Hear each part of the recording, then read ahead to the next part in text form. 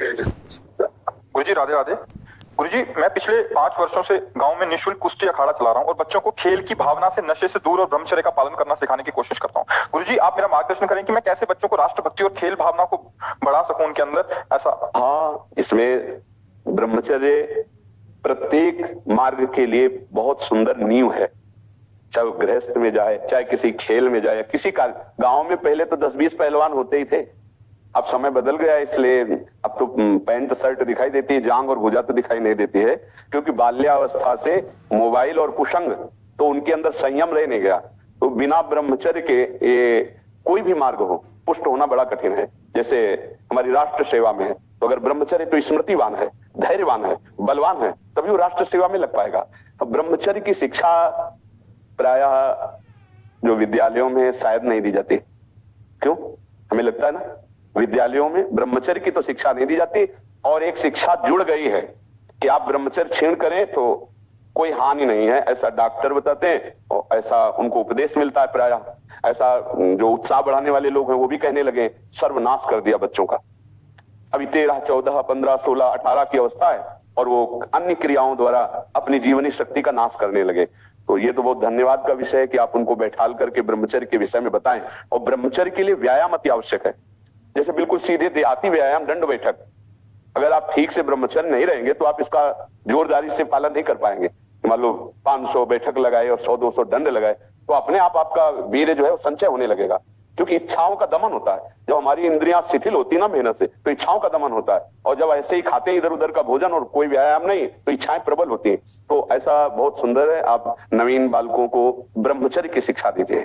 और व्यायाम अत्यंत आवश्यक है प्रत्येक जीवन में। आज जो चेहरे पे चमक नहीं है, आज जो शरीर स्वस्थ नहीं, तो क्या भोजन नहीं खा रहे? क्या नहीं, सब खा रहे, पर व्यायाम नहीं कर रहे, संयम नहीं है। इसके कारण न चेहरे पे तेज, न बुद्धि में प्रकाश। बुद्धि चतुर है पर उसमें ज्ञान का प्रकाश नहीं है। खूब खा पी रहे हैं पर शरीर में बल नहीं है, अध्यात्म बल नहीं, क्योंकि काम आदि ने शरीर को नष्ट कर दिया है, विकारों ने शरीर पर आक्रमण कर दिया है। तो ये तो बहुत अच्छा है, आप नौजवानों को शिक्षा दीजिए ब्रह्मचर्य की। और परोपकार जैसा कोई धर्म नहीं है, दूसरों का उपकार करना। ऐसा ही पुरुष राष्ट्र सेवक और समाज सेवक होगा, परोपकार जो करना सीख जाए। आज अपने माता पिता की सेवा तो करते नहीं, राष्ट्र सेवा के लिए कैसे भावना बने? सयाने हो जाते, पढ़े लिखे हो जाते, धन कमाते हैं, अब उनको लगता है माता पिता भार हैं, उनको छोड़ देते हैं। प्रायः कोई बिरले ऐसे पुत्र हैं जो अपने वयोवृद्ध माता पिता की सेवा करें। हमें लगता है उनको बैठकर शिक्षा देनी चाहिए कि माता पिता की सेवा, परिवार की सेवा, समाज की सेवा, राष्ट्र की सेवा, इसी से भगवान प्रसन्न होते हैं। अगर मंदिर में पूजा करें और बूढ़े माता पिता भूखे बैठे रहे, तो भगवान कोई सेवा स्वीकार करने वाले नहीं, क्योंकि साक्षात प्रभु उनके हृदय में बैठे हैं। उस समय वो असमर्थ है, उनकी सेवा करनी चाहिए। अगर अपने माता पिता की सेवा कर रहे हो तो राष्ट्र सेवा हो रही, क्योंकि वो राष्ट्र के एक सदस्य है, समाज के एक सदस्य हैं, परिवार के एक सदस्य हैं, और भगवान की भी सेवा हो रही, क्योंकि सबके हृदय में भगवान विराजमान है। तो बहुत उत्तम बात है। 2 बातों से नवीन पीढ़ी को बचाया जाए।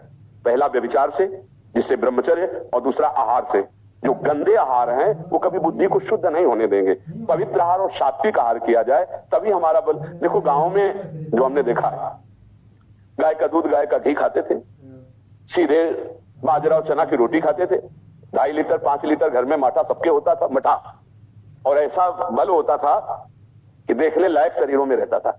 हमने देखा अपने पिता परिवार आदि को, कभी कोई निषिद्ध पदार्थ मतलब प्याज लहसुन का भी प्रवेश नहीं था, क्योंकि ऐसे को लोग। तो जिन लोगों को ये दिमाग में बैठ गया है कि मांस भक्षण करने से ही शरीर पुष्ट होगा, तो मैं प्रार्थना करता हूँ, चर्बी बढ़ सकती है लेकिन तुम्हारे अंदर मनोबल उस कोटि का नहीं होगा, क्योंकि दूसरे की हिंसा करके अपने शरीर का पोषण करने वाला बलवान नहीं हो सकता। बलवान होता दूसरे की रक्षा करके, अपने को कष्ट में रख करके, फिर वो महाबलवान होता है। कुछ दिन की बात है, इसके बाद फिर वो काम में नहीं आता शरीर, क्योंकि इस तरह से जो हम अधर्माचरण करेंगे, वो आगे जाके बुढ़ापे में शरीर ऐसा फैल जाएगा कि लघुशंका और सोच के लिए भी सहयोग की जरूरत पड़ेगी। फिर पहलवानी किस काम की, अगर हमें किसी और का सहयोग लेना पड़े। पवित्र भोजन, पवित्र आचरण और समाज सेवा। समाज सेवा में पशु पक्षी भी आते हैं।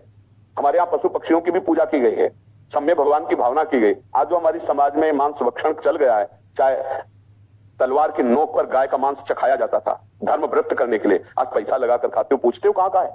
कैसी बुद्धि भ्रष्ट होती चली जा रही। हम उस धर्मावलंबी हैं, धर्म पे चलने वाले हैं, जहां गर्दन कटवा दी गई है पर चखा नहीं है। ये जो विदेशी जन आए थे, जो अधर्मावलंबन करने वाले आए थे, वो तलवार की नोक पर तो कटवा दी गर्दन, लेकिन गाय का मांस नहीं चखा। आप देश विदेश जाते हो, जो आपको मांस मिलता है वो आप पूछते हो क्या किसका है, बस खा लेते हैं। तो हमें लगता है कि इससे हम बचे।